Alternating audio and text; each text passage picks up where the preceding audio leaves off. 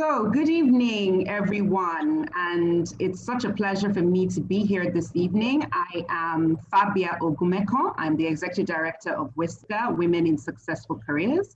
Women in Successful Careers is a non-profit organization. We are also an NGO, a non-governmental organization, and we are focused on women, women's empowerment, and women's leadership. Our mission is simple: to develop women to build a better nation. And we do this through supporting a wide range of women at various stages in their careers, from entry level through mid-level to right up there when they get into senior management, really just supporting them and helping and enable them rise up that career ladder. For us at WISCA, the career ladder is really anywhere you choose to pitch your tent for the long haul and take active steps in growing and really progressing up that path that you have chosen. Structured mentorship is what we feel is unique to us at WISCA, and we make bold to say that we do purposeful matching and ensure that a number of our women who join our programs, or all of our women rather who join our programs, are matched specifically with mentors who help them navigate the career pathway and ease that journey. So that's one of the unique points or unique things about WISCA. We're a close-knit, intimate network, but with a reach of well over 10,000 plus women and men who have passed through our various programs. Our goal is to ensure that we get more women into leadership positions across both public, private, and the third sector. So with that being said, I have two amazing artists with me today. Happy Africa Day, happy Africa Day. It's Africa Day, and yes, while we're celebrating and having this very interesting conversation today. The theme for Africa Day 2021 this year is arts, culture, and heritage as a lever for development. Now, the art sector is one that is diverse and consists of different creative ventures, but we'll be speaking specifically today to two rising artists who work in the, if I'm correct to say, the visual arts space. And we'll be learning more about the work and the work they do and their career trajectory, because this is WISCA and we're interested in career stories and career journeys, and how they see art as a leverage for development. So without further ado, I'm going to introduce my two guests. I've got Adolphina Imoede with us here today in the studio. Adolphina locates her innermost voice through her art practice. Her family relocated to Lagos during her early childhood due to her father's service in the Nigerian army. Very interesting, Adolphina. Interestingly, my grandmother was in the army, so that's really, really interesting. Growing up within the discipline of her family, she picked up an interest in drawing from an early age as an outlet for unspoken emotions and desires. After completing her degree in painting at the University of Lagos in 2016, she joined the 2018 cohort for the Creative Girls platform and worked under the mentorship of Data Oruwari. Very interesting, and I'll come back to you on what that journey was like, especially with mentorship. That's the key word for me there. In this time, Imoede explored new media to expand her practice beyond the limitations of available space and delve into more personal themes in her work. She works mostly in watercolor, ink, acrylic, pastel, and gouache. Welcome, Adolph. Thank you. Thank you. Thank you. So on to Abisola now. Abisola Badamasi is an early art enthusiast. She attended several universities in the United Kingdom, where she studied art and design architecture, graduating in 2017. Abisola has worked as an in-house designer for Mona Matthews and also for Queen of Sheba, New York. Abisola is known for her book design, While I'm Here, Let Me Quickly Tell You About, by Aduke Gomez. She founded La Takada, a private fashion label at the age of 12, very laudable, which has grown further with inspiring partners. La Takada has hosted multiple charity events in Nigeria, Dubai, and England for Help for Heroes. Abisola has shown her work severally in Nigeria and internationally. Some of her exhibitions include Art in Mind at the Brick Lane Gallery, England, Behold for Change, Women Arise, a Female Artists Association of Nigeria exhibition at the Nike Art Gallery, and a solo exhibition at the White Space in Ikoyi, Lagos, as well as a residency at the Zenelia Gallery. Abisola is a member of the Female Artists Association of Nigeria. Wow, in such a short space of time, we're talking about both of you finishing one program or the other in 2016, 2018. And you've already sort of racked up so many accolades. So let's get right into it. Welcome, Abisola. Welcome, Abi. Nice to have you. Hi. Thank you for having me. Oh, it's our honor to have you. So let's get started. And let me start with you, Abi. So can you tell us a little bit about your career trajectory? I mean, just reading your profile, you've already, like I said, achieved so much at such a, still, if I'm allowed to say, a young age. So can you just tell us a little bit about, just your career story so far and your journey in the arts? When I came back to Nigeria, I went back to my alma mater, my high school, and I decided to be a TA under my original art teacher, which was really fun. And then I sort of left to actually join Unilag's visual art course. So that's what I'm on right now. And I literally just put everything to the side and I'm focusing on my art and my degree. So that's like the most recent transition. Before that, I was part of Radio Galleries, Young Contemporaries. Before that as well. What else? I go blank when I'm nervous. I'm so sorry. Yeah, majority of the things you said. I've only done one book design, and I've dabbled in fashion, which is the last kind of part of things. Ever since I was 3, I've just been jumping from one thing to the other, sort of just being a creative butterfly. I think it's also because of the way I was brought up. So that's literally just a little summary. I don't know. Fantastic. And would you tell us a little bit about that? So you're a creative butterfly and you sort of delved in different things because of the way you were brought up, you said. So what is that way? Yes. What was that way? Yes. Yes. And what was Yeah. your childhood experience of being brought up?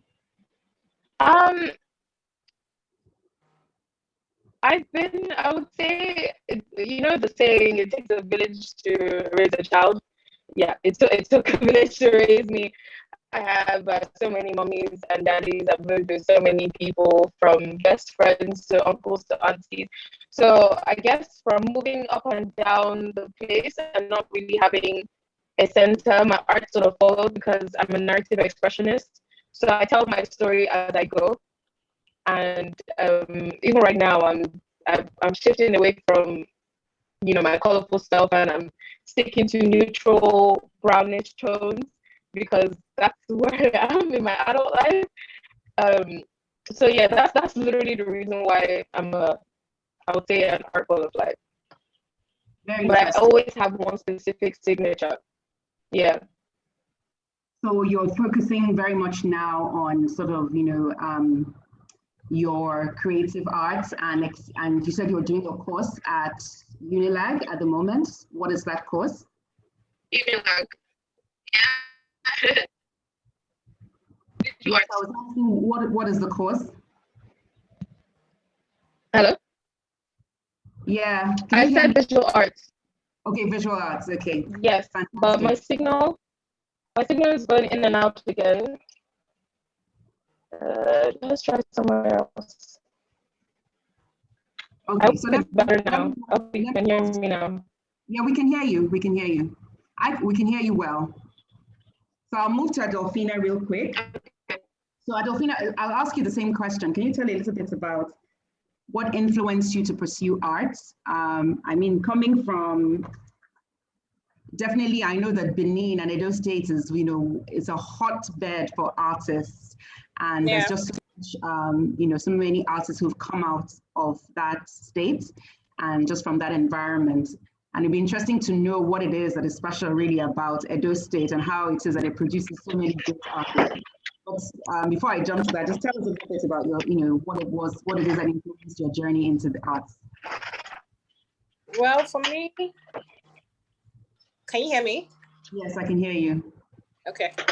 For me, I'd like to say that it was my mom.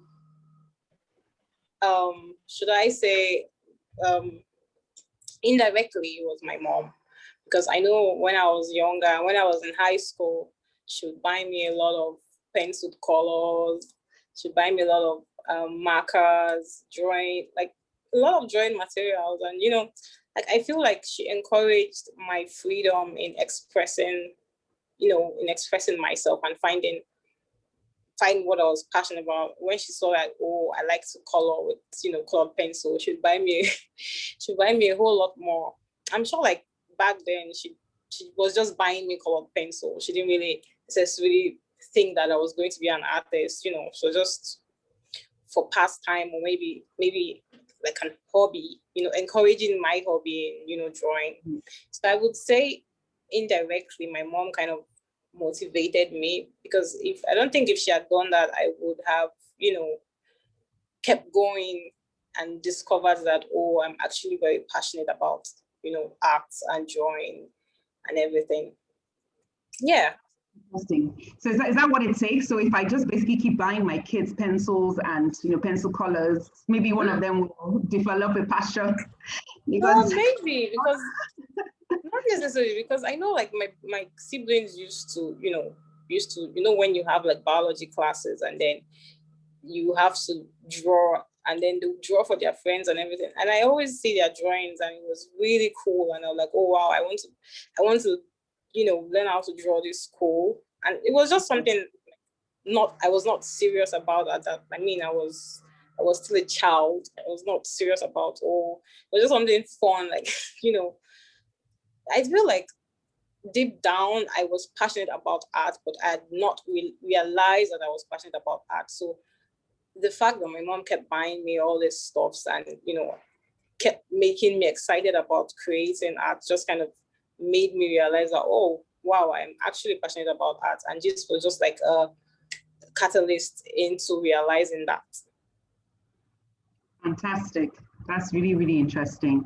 And so at what point did you decide to make it a career or really sort of focus on it? And, at what point, because it was an early sort of grooming that fight, when did you realize that what you wanted to do?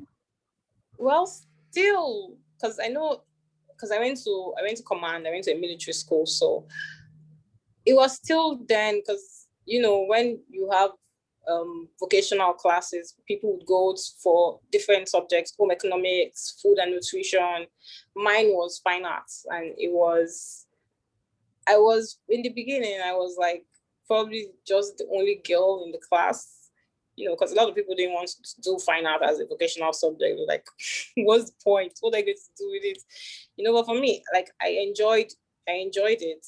And even while I was in the only reason I went to the university to study art was because I wanted to be a fashion illustrator. And then on getting to University of Lagos, finding out that, oh, the only thing closest to fashion illustration that they have is tie and dye and textile. I'm just like, hell no. And then I, decided to major in painting, and I just kind of found out that, oh, I actually enjoy painting. And during that period, it was, I think, I was in a mentorship program for creative girls. And I feel like it was during the period where I was trying to be a full-time artist, because I had a 9-to-5 and I wanted to be a full-time artist. But at the same time, being a full-time artist does not necessarily mean that I'm going to get paid at the end of every month, So it was, I had a 9-to-5, but I was not happy at my 9-to-5 because I wanted to do arts, So during the period of the mentorship and meeting data was, for me, it was life-changing. I always go back to that. Like anytime like I'm asked about, oh, how do you start your career? I always come back to this part of my life, you know, the mentorship program for creative girls, because it was life-changing for me in the sense that, fine, you go to university, you finish a degree in art, you come out. I mean, when you're in university, your lecturers don't necessarily teach you how to paint. They basically just give you assignments, and then the next week you are submitting the assignment. You know, not like it could have been a better, Yes. class. So like, it doesn't really give you the sense of career. Yes, what next? And just Yes, it doesn't really give you the sense of what. Yes. It just gives you the sense of making sellable arts. You know, it doesn't really make you understand what you want to do with, like, what are you passionate about? Okay, fine, you're an artist. Yes, there are thousands of artists doing different things. So what do you want to do? Do you understand? It doesn't ask you these questions. It doesn't ask you, everybody, okay, fine, if you put 10 artists together and give them the same things to paint or to draw, definitely it will not be the same. Everybody will express it differently, because they would see it differently. Do you understand? Yes. So it doesn't ask you those questions of, okay, so after school, what next in creating, not just creating an art career, in creating a sustainable art career, because I feel like that's the key word, sustainable art career. Yeah. Interesting, fantastic. And I think that's a great time to segue into back to Abby. Abby, you're muted, so you can just ask you to unmute. Oh, I thought that was I didn't think that was me. Sorry. No, it wasn't you. It was when you were sort of settling. So, right. So let me come to you. Thank you, Adolfina. And Adolfina has talked very much about mentorship, and that's what I want to talk to you about. So, who would you say are like your who have sort of, or who inspired you? I know you've said that you've been, you know, in terms of even your upbringing and, you know, the way you were shaped as a human being, that sort of influenced your foray into the arts. In terms of artists, perhaps, that you would say inspire you, or who, you know, who would those people be? Do you have anybody that inspires you in particular? And has, you know, Adolfina talks about mentorship. Have you had any mentors, any formal mentorship, or, you know, or I don't know, or apprenticeships, perhaps? How has that worked in terms of what you're doing now and where you are?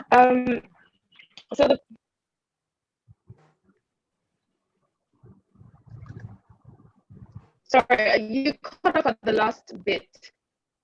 Yeah, so we're saying, you know, I was asking. Yes, I can hear you. I was asking about your inspirations, who inspires you, and have you had any mentoring, or do you see anyone as a mentor? Yes.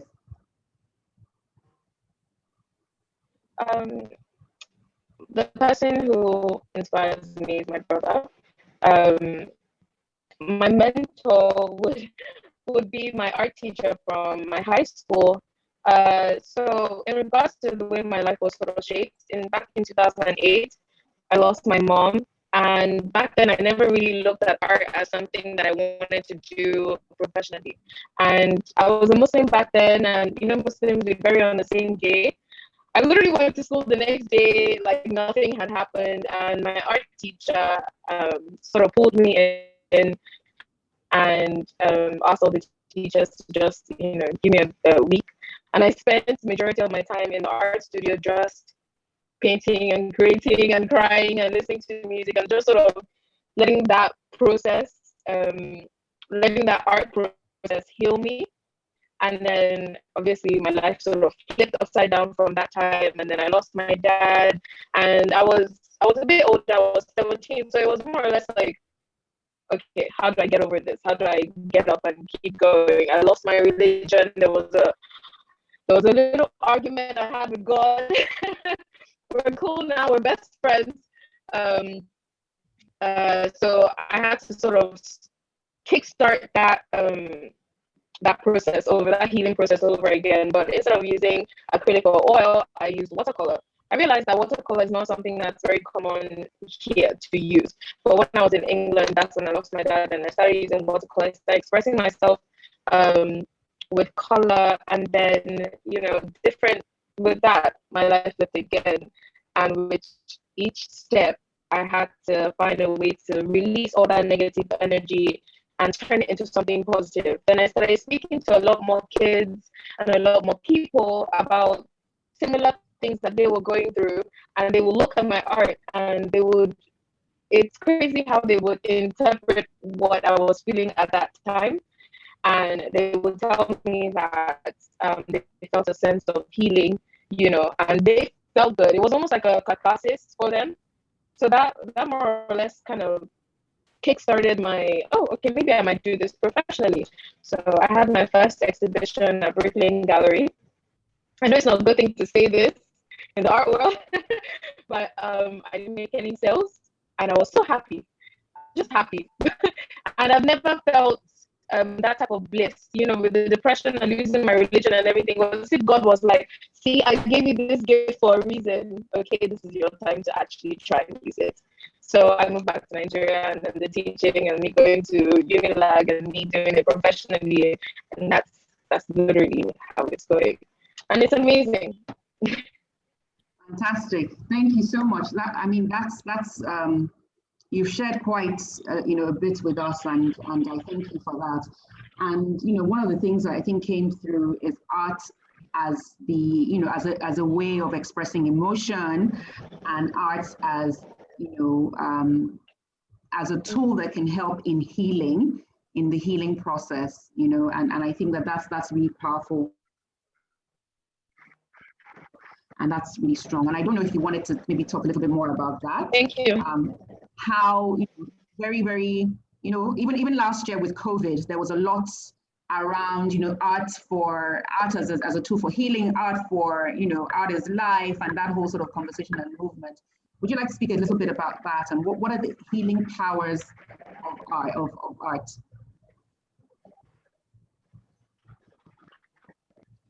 Maybe even from your perspective. Yeah, from my perspective with watercolor, anyway, watercolor, I personally believe watercolor is one of the hardest mediums to control, because it's literally doing its own thing. And one thing that COVID sort of taught me was that everybody as humans, we were moving at a very fast pace. We never really slowed down to really, you know, look around and smell the fresh air or whatever. Kind of like when you're working with watercolor. So I sort of had to understand that my subconscious was the one that was really doing the work. Usually when you create something, or you're listening to music, or you're in your zone, or you're writing, you could spend 4 hours, 5 hours doing just that. But someone tells you to read this book you're not interested in, you can't even last 5 minutes. So COVID, basically, back to my point, COVID allowed the majority of us, I believe, to let go of control, which is what you kind of have to do when you're working with watercolor. So a lot of people back then, because of, you know, social distancing or whatever, they were like, okay, where can I get this? Where can I get that? They want to start painting. I had a couple Zoom sessions with them. I told them to listen to their favorite songs. They were creating so many different things, and it wasn't perfect. I don't know why we have this notion that art has to be perfect, but it wasn't perfect, but they felt so proud and good about themselves. Now they do it as a coping mechanism when they are stressed out about work, or they have a bad day or something. They just, I know one of my friends who just gets a bunch of colors and she just throws what's it called, the brushes up and down. She doesn't even care what is out there. And she's like, look, Abby, I was mad today. I was so upset because look at what I created. You know, it's such a weird transition, and yeah, that's what literally that COVID period taught me, that everybody, we need to learn to let go and just let go and just let everything just happen. I don't know if I explained that properly. You did explain it properly. Thank you very much. And before I come back, I can hear you now. Okay, before I come back to Adolphina, I just wanted to before I leave you and move to Adolphina, I wanted to ask about, what would you say? So is art, some of us, I think that perhaps we can pick up a pencil, like, Adolfina was saying that for her interest, in art was a bit of consistency from her mother, although I think her mother saw something in her. I think she wasn't just buying her those colors and, coloring books, but some of us do that with our kids and we're not necessarily seeing the result. So is art learned, especially your type of art, is it learned or is it innately talent? What would you say? I would love to humble myself in this one moment and just say that it was God, because sometimes the things that I create, I look back and I'm like, oh, we did that. This is what we did, because I've never really learned how to do it properly except when I was in school. And even before then, I was sculpting, I was doing a bunch of other things, plasticine, paper mache, just doing a bunch of things. And the only thing I cared about my results were, I'm not academically strong, but every other thing except art was fantastic. If I would get like a C in art, my mom used to tell me that I would cry my eyes out and she would wonder what she went wrong, what she did, how she went wrong. Sorry, yeah, she would wonder how she went wrong. And stuff like that. So yeah, I got excited and forgot the question, and I feel like I'm just babbling now. But my point is, I think it's a gift, and it's all God up there. To be honest, I don't know how I do it. That's it. All right, thank you very much. You did answer the question. I think what you essentially said is that it's talent. I mean, you can learn probably techniques and stuff, but I think you have to have the innate talent, whether it's, yeah, you have to have it in you. All talent is God-given. So yeah. I think that Okay, so let me come back to Adolfina.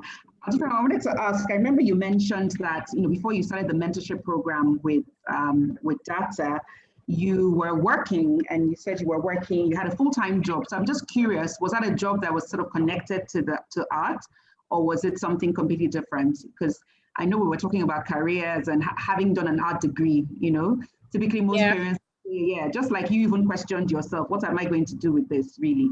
So it's just interesting to know, were you working in a field that has to do with art, or it was just completely off? Oh yeah, I was working in a gallery. So I also feel like that as well was also like a motivation for me, because sometimes our galleries get really quiet, and it's not like, I mean, if you go to the bank, you probably see people Mondays to Friday buzzing. If possible, Saturday they'll come and still buzz.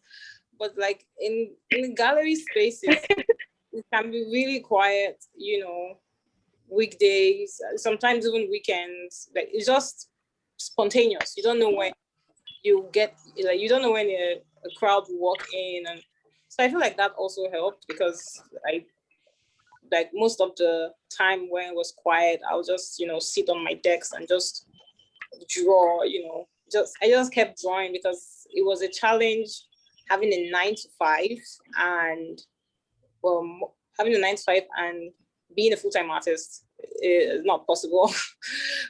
Not possible for me. I don't know about any other person, but for me it wasn't possible, because the nature of my job was kind of demanding, and we all know art as well is a jealous mistress. I mean, if you feel like, basically. So most of the time I'll sit on my desk and just draw and just and be sad that I wasn't doing what I loved. But I feel that also inspired me to finally make the decision to be full-time. I was like, okay, I'm just gonna do this, just trust myself and become full-time. Yeah. Fantastic, thank you so much. I see that Anita has joined. I don't know if her sound is on or if she's actually fully here. So, hi, Anita, can you hear me? Hi, I can hear you. I must apologize. I got caught up, and I was battling with my internet connection. I'm still battling with it. I'll be very sorry. No, not a problem, not a problem. We've started the conversations with Adolfina and Abby, and we're just glad that you were able to join. So I don't know if your internet is stable now. I can come. Are you good to go? Yes, I'm here. I'm connected. Okay, Yes. Okay, so I had introduced Adolfina and Abby at the start of this conversation. So I'll just quickly introduce Anita so that everyone can, will know who's just joined. So Anita Aleto is a self-taught creative art enthusiast and innovator from a diverse background, resonating naturally towards the visual and contemporary arts.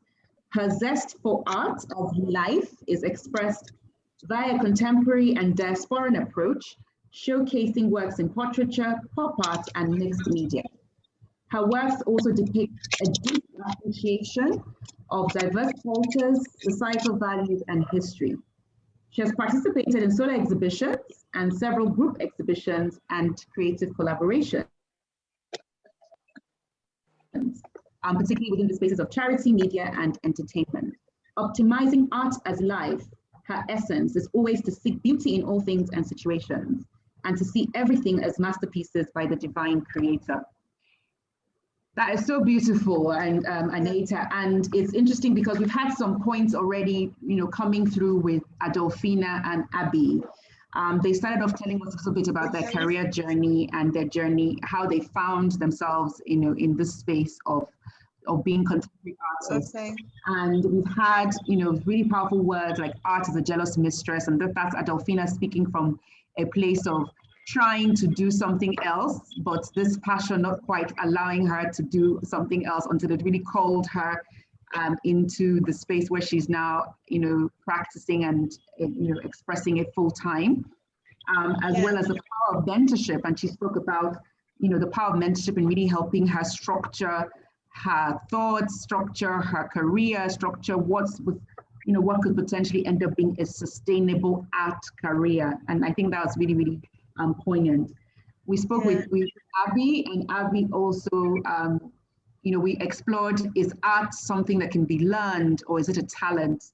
And it's interesting that you say self-taught in your description of yourself, but I think self-taught, we've landed on the fact that it's actually talent, and it's talent, whether it's given talent or learned talent, but it has to be a talent, and I think talent is the key. Yes. And he also spoke very beautifully about art and the healing power of art, as well as even speaking from her own personal experience of how art has really been a source of life, I would say, for her. We've had really good conversations so far, so I'm just going to bring you in real quick and ask you to just share a little bit about your journey and how you found yourself in this space. I know that you also have expressed yourself in different ways and continue to do so. You're an esthetician and different things. So just, if you could, in 2 minutes, just let us know how you, found yourself in this space. Okay, yes. Hello, Adolfina. Nice to see you. Hello, Abby. Hi. Sorry I'm late. Yes. Hi. Yeah, it's a pleasure. Okay, I'll try to be quick. Since we're running out of time. Yeah, I'll say the term taught artist is just something that is more acceptable, because people, when you say you are God taught or you're talented, you always tend to be corrected, and no, you say you're self-taught. So yes, I just say self-taught. I was born into a family of artists. My mom is an artist, my grandmom ceramist, so, and my kids are artists as well. It's something that runs in the family, and I was practically born in a studio. I saw my mom's works. I always read her books. I was exposed to arts and humanities and cultures at an early age. It was just something I found myself interested in. I was always in her studio, amazed at her works. I didn't even understand abstract. I felt myself trying to correct her abstract, but now I understand what all of that is about. I studied banking and finance at the at Ambrose Ali University, Ekpoma, and I did some certifications in aesthetics in the UK and all. I currently have a 9-to-5 a 9-to-5 job. At the time when I was choosing a career, I shied away from art because to me there didn't seem to be any prospects for arts in Nigeria. I mean, just the way artists were and the appreciation of art at that time, from my own observation, wasn't really encouraging. And I felt the bohemian lifestyle of artists being quite eccentric wasn't something I wanted. So I wanted to be like every other person. You know, I tried to be an architect. I ended up being studying banking and finance. So I shied away from art, but the guilt of doing that never left me. I only took my art into creative things like makeup artistry, interior design, designing my own clothes, my own spaces, just partaking in any creative event, for like people going for beauty contests. I used to help to sponsor and dress them up, help give ideas in creative contests and art directing, but I never really painted per se. So years later, moving to Lagos, I started developing the interest a bit, and I promised myself that at a certain age in my life, I will go back to art. I would retire into art, but that didn't quite happen, and the nudge kept coming at me. And a friend of mine took me for a paint and sip event. I actually thought I couldn't draw anymore, but over the years, I kept on observing. So when my friend took me to this paint and sip event, I started getting the kicks again. I started painting, and I started studying. I started going for art exhibitions. I started understanding the art scene in Lagos. And bit by bit, I started trying. When I started painting, to be honest, other businesses had failed, and I started painting from a place of pain, actually, because I was facing some challenges in life. And I found it rather soothing. So I started painting, and I was shy, really shy to exhibit my work. I felt I would be laughed at. I felt, this isn't it. But I just kept at it. And when I started getting appreciation for my work, and I saw that people were willing to pay for it, I started doing bolder pieces. I started documenting, and I told myself, well, this is an art journey. I mean, as I say, you raise your vibe, and you find your tribe. So you also being yourself, to me, got me attracted, or found me people that were in the same page or in the same frequency that could assist me and guide me and inspire me. So I started studying other artists. And Adolfina is one of those people I would say that inspire me, because I love her work. It's very bold. It's childlike and innocent and fresh.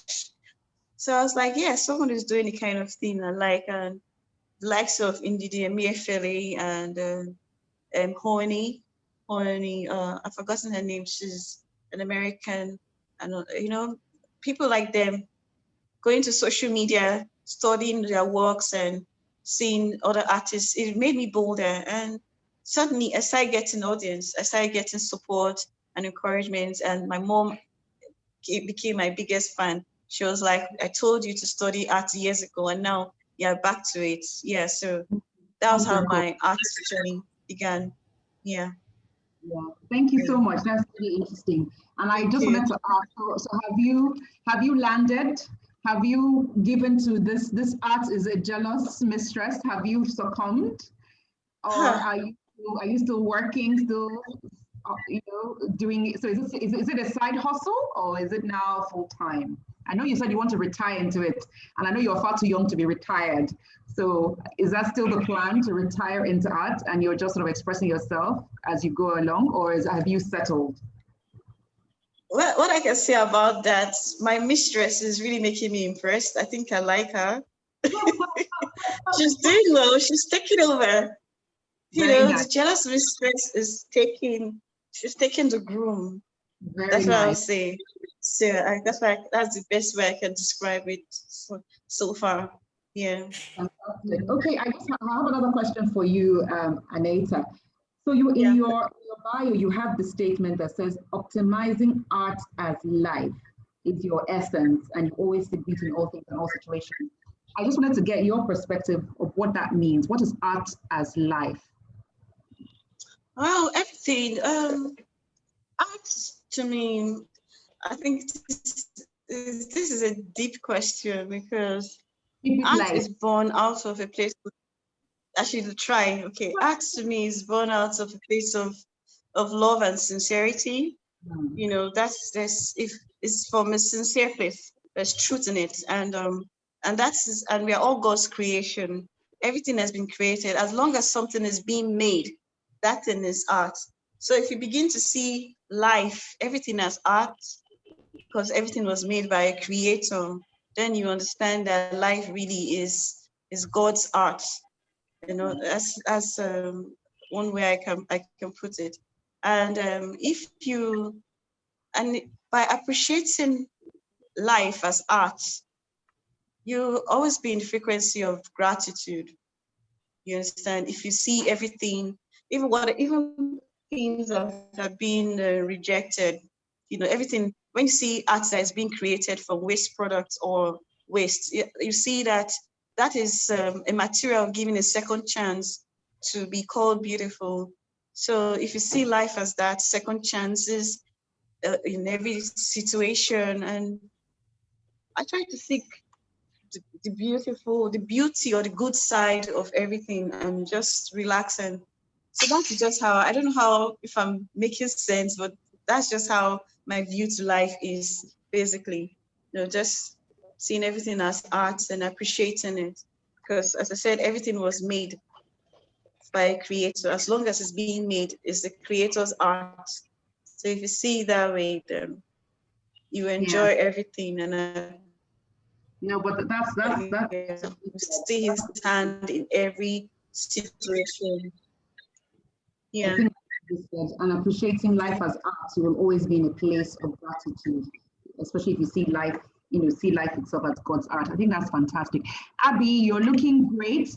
I know that the light has gone down where you are, but it's almost like when an art, you almost look like a work of art yourself with the dark and your beautiful black silhouettes just popping out. So don't worry about it. I know you might be a bit sort of, oh, the light and everything. You look fantastic. So we're going to start bringing this conversation to a close in about 10 minutes or so. We will wrap up this conversation. Adolphina, I wanted to ask you, as we begin to get into the theme of this, this year's Africa Day, which is why we're having this conversation, art, culture, and heritage as levers of development. And a lot of the things that we've already talked about, art as a tool of healing, art as as an expression of life, and all these different things we've shared today clearly show already the theme of the potential of art to be as a tool for development. So first of all, I wanted to just talk about art appreciation, and the way you guys have sort of broken it down today. It's like, wow, if anyone is not really understanding what this whole and looking at a work of art and appreciating it or just looking around us, there's a problem. So how can we get more people, especially young people, into the space of art appreciation? What do you think we can do, Adolphina? Well, for starters, I mean, because I know like a lot of people while I was in high school, a lot of students were not leaning towards, studying art because of how like they didn't see a future. They didn't see a future in art. They themselves like, okay, I study art. What next? If they didn't see it as a, should I say, secured career path, unlike my light has gone off. Unlike when you work in banking and finance, you are guaranteed every month that definitely bad as bad you are earning something. So yeah, I feel like art for the younger generation is misunderstood. I don't think that it's not appreciated. I feel like it's misunderstood because a lot of them don't understand. They don't even know they don't know what goes on in, the creative, like after you finish school, they don't really understand what goes on in the creative process of being an artist, because they don't see a lot of people who are artists and, successful. They don't get to see that. Most artists they would see will probably be like street side artists, and they will be like, no, if I study art, this is what me I'll come and be doing. Like it's kind of discouraging per se for younger people, except maybe people who are opportune to like kids who are opportune to have family who are artists, or successful artists, or have friends, or see people around them like neighbors who are artists and successful. So those ones can now be like, oh, okay, so this thing actually is a career, or you understand? So I feel like it's misunderstood, and it's not, and some people might be impatient with it, because people want to feel like, oh, I'm an artist today, means I should start making money today. Like they don't want to be patient and see, oh, okay, fine. Because even when I went full time, I know like for the first year, I'm not sure I made any money. Like for 2 years, I'm not sure I made any money.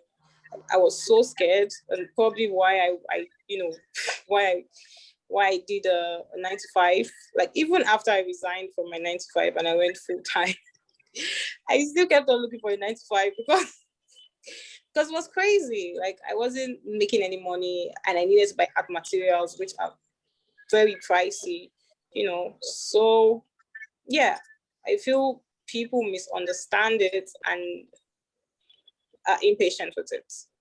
Yeah. Thank you very much. Before I leave you, I still want to just delve just a little bit into that. So how can we then, so I think what I hear you say in terms of now sort of changing more the narrative of art appreciation for, the younger generation, those coming up, is role modeling and, the ability to see, people who are successful, and not just because, again, and to understand that it's a journey. And just like with profession, you don't, some people are lucky and they hit once, but for the most part, you have to be patient, you have to nurture your talent, you have to keep working at it. And but I think hearing your stories also helps. So that whole idea of mentorship and role modeling, I think helps. But I think there's also nothing wrong from what you all have expressed with, because it's a hard journey, and because it's not one of those usual professions that people understand and people see natural career pathways. It's also not necessarily bad to, there are different pathways, and it's good that we're able to see what those different pathways are. So I think maybe more conversations around, when you finish school, these are the sort of things you can do, and it's okay to have a side hustle, maybe in the field, maybe not in the field while you're trying to make it. But if you're determined, it's possible, and you just have to hone those skills. But it's okay to get that art gallery job or that bank job in the meantime to keep body and soul together. Okay, so I think you've answered that question very nicely. So Abby, as we wrap up, I'd like to ask you. So the theme, obviously, for this Africa Day is art as a lever for development. So in your mind, what does that mean from your perspective? How can art and up and coming artists like yourselves and the already established artists, how does art translate to development from your perspective?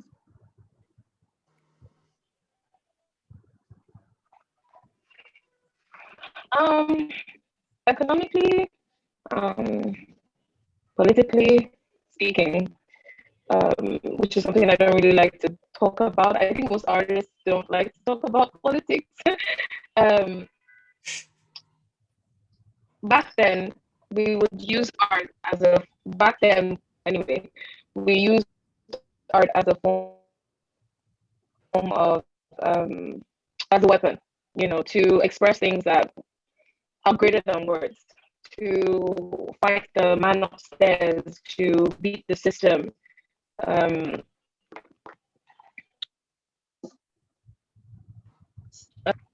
got a little bit distracted. Can you repeat the question? Yeah.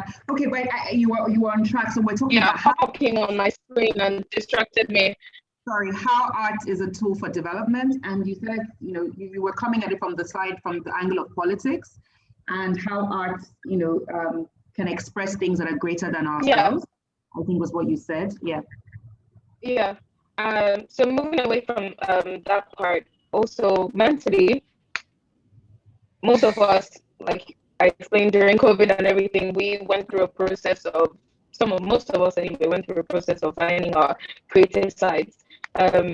Spiritually, when you go to the church, you see these beautiful paintings, or the Sistine Chapel.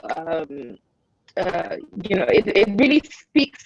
It speaks a different type of language that that most of us can't necessarily comprehend, but we feel regardless. Like it's almost as if our spirits are speaking. So politically speaking, back then, even now, some of us, we create art that challenges the system, the narrative. Mentally speaking, we create to enlighten ourselves, to spark up that creative side, like we did, like majority of us did during COVID. And the last thing I said was spiritually speaking, in regards to development. Because development, I think, is a very wide word, so I'm just trying to put it on the three things. Like I said, the Sistine Chapel, the paintings of Jesus, Mary, the Last Supper. We get to kind of envision what it must have been like back then, which eventually leads us down the path of enlightenment, which is the end goal, I believe. So I don't know if I answered that question properly in regards to development. I don't know if you meant towards, the political and economic side. That's fine. You actually did. And just like you nicely said, development is a wide word, so development really is political, is social, is economical, is mental, is, it's society. So you said, art as a tool for development gives us the opportunity to express things that are greater than ourselves and challenges the status quo. And that's in numerous ways.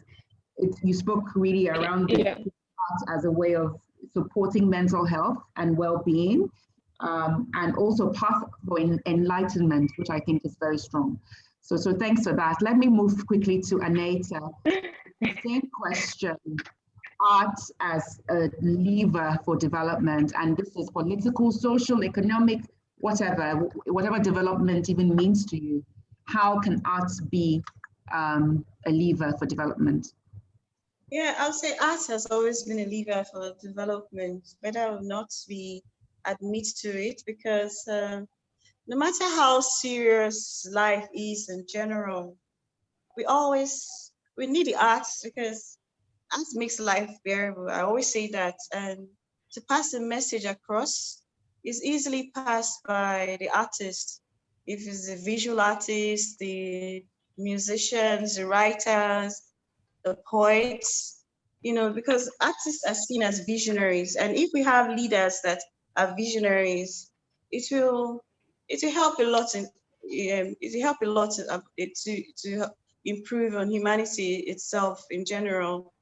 I was thinking about this, like, if every establishment should seek to employ at least one artist, it makes a big difference.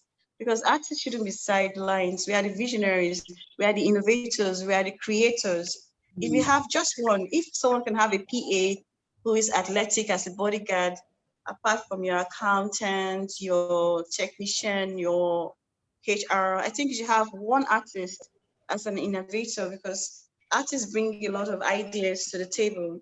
Everything was born out of art, no matter how or serious we try to paint art as. Everything is, as I always say, art is creation. Everything was made. So if we engage artists and we allow them, to bring up their ideas and listen to their ideas, I think it make a big difference. Basically, that's the easiest way I can put it for now. Yeah. That's fantastic. Thank you, Anita. And I'm so excited. Abby's light, she's back into the light. So we've got to take a picture quickly, the four of us She's back in the light. So screenshot, ladies. One more. I got one more. Lagos did me dirty. Fantastic. Thank you so much, Anita. Artists are visionaries. Artists make life bearable. Artists are innovative. Every establishment should hire someone who is an artist because they bring visionary ideas to the table. So the next president of Nigeria needs to be somebody who expresses himself in a creative way and comes, we see as a visionary and as an artist. So that could be any of you ladies, really. 2021 is just around the corner. So let's get going, or let's push that narrative. That's so powerful. And Adolphina, what about you? How do you see art, culture, heritage as a lever for development? And let me just, sorry, I don't know, where are you from, Anita? What state are you from? I'm from Edo State. Okay, and Adolphina is from Edo State, and Abby, don't worry, forget me and you, we're not from Edo State, so let's just speak about this Edo State thing. Truly, we know that so much great artists and great work comes out of that state. Why is that? And I think that speaks to heritage. What is so special? I mean, I know all the other states in Nigeria, we've got artists and you have things that are unique to them, but there's something about Edo State and the amount of artists that it produces. What is special and why, Adolphina? What is the worst drinking? I wouldn't know. I wouldn't know, because for me, like, I didn't really live in Edo State. Well, I lived in Edo State for like the earliest years of my life were in Edo State. I was born in Auchi, but I didn't really know, like, even Edo States were great artists until I went to school and, decided to do knock art and all that. But speaking about heritage and art, I would say that, we are from a line of great artistic expressions, Africans as a whole, like from the discovery of, the knock art, Ife art, the Benin, even in Ivory Coast and everything, they also have ancient arts, and Ghana and the Ashantis, and yeah. So I feel like we're really, because I know, like, in Benin, they used to do cut arts, where there were artists whose sole purpose was documenting the life of royal families in, carving. I feel like every Oba had like an ivory tusk, the elephant tusks. They have carvings of their life. Every Oba had that. That's how they documented their life then. So yeah, I feel like heritage is and it really is an important thing in art, because art just documents your heritage. I mean, there are a lot of writings that have been lost about, history of where we are from and, our origins. But the fact that we can, still understand and still experience how the Obas used to live from art that was preserved from that time, just kind of says a lot about the importance of art and documenting history and heritage. And for culture, I would say culture is a changing thing, because the way we practice culture in this decade is definitely not how it was practiced in 2 decades ago, 3 decades ago. I mean, 4 decades ago, if a typical Yoruba man passes an elder, it would definitely prostrate. But now it will not be as serious as it was back then. So I feel like culture is a changing thing, because it makes sense that culture would be a changing thing, because so is life. The way we live now is not how we were 10 years ago. Technology, like, there's always an evolution and everything. So culture and heritage in arts are inspirations, in the sense that, because they are like our reality of what's happening now. So artists are for sure inspired by that. So yeah, for me, I would just say, like, art is a very important role in documenting history, heritage, and culture. Fantastic. Thank you so much. Thank you. And I hope we haven't lost you, Anita. So I'm coming around now for final words and final statements as we close this very, very, very interesting interview that has definitely, and I hope when people listen to it, they will be inspired really by the power that exists even, within the space of art as a lever for development, and just engage with it more, and just be inspired by it, and as Anita says, engage with it in a way that it actually leads to innovation and ideas and development. So thank you so much for all that you've shared so far. So your final words, what are your hopes? Oh, I think we've lost Anita, but maybe she'll join back before we finish. What are your hopes for the continent from the perspective, which wherever it is, from just how you sit in the work that you do as an artist? What are your hopes for Africa today, Africa Day, for our beloved continent? Abby.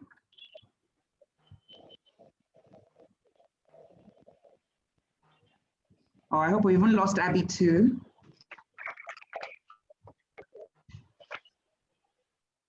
Hello, Abby, can you hear me? Sorry, you cut at the end of your sentence. Like I didn't hear what you said at the end. Okay, no. My signal is. I can hear you. Can you hear me? I can hear you now. Can you hear me? Yes. So I just wanted your final closing statement. Please. Oh.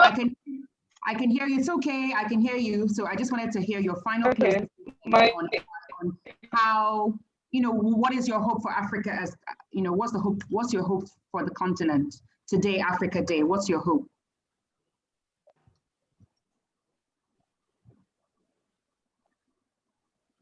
What's my hope for the continent? I didn't hear that part. For the future of Africa? Yes. For the art? Okay. Nigeria. Well, I really hope we normalize becoming artists and creatives and graphic designers and Sorry about that break. Musicians, everything.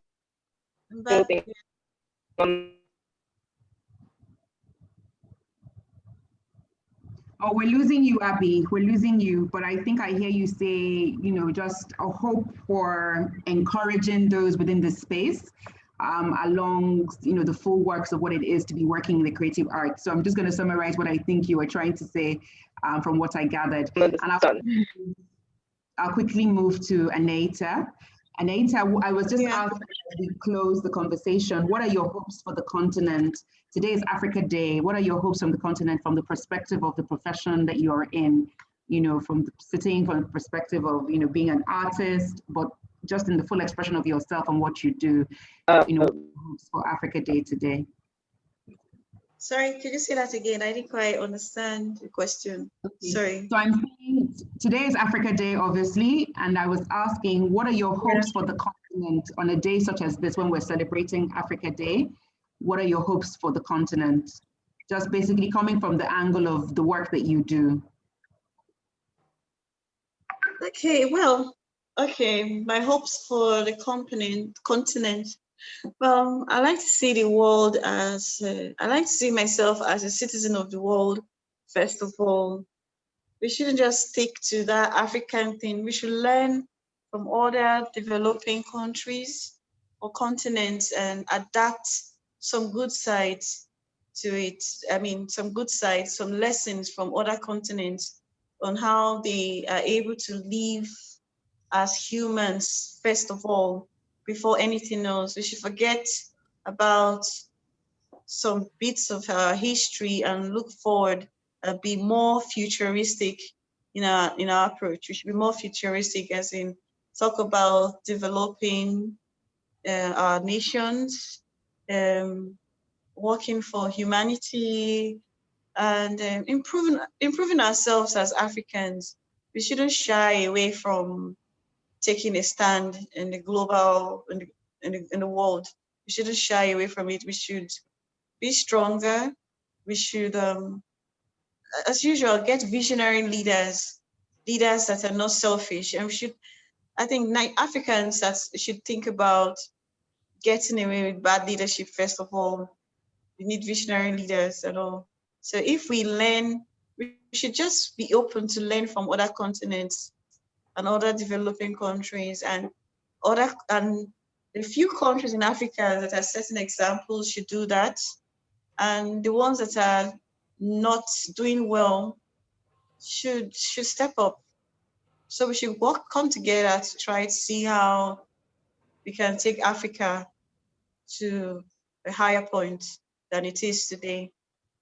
That's what I can say. Thank you. Thank you very much. And Adolfina, what are your hopes for the continent today as Africa Day? My hopes for the continent would be, because we always like to feel like the grass is going on the other side. So in as much as it's difficult here and, it can be frustrating and really everybody wants to go to where they have it easy, where there's a working system, which I don't even blame anybody for that at all, because who doesn't want to go to where there's a working system, where you get, where things are, where you see progress.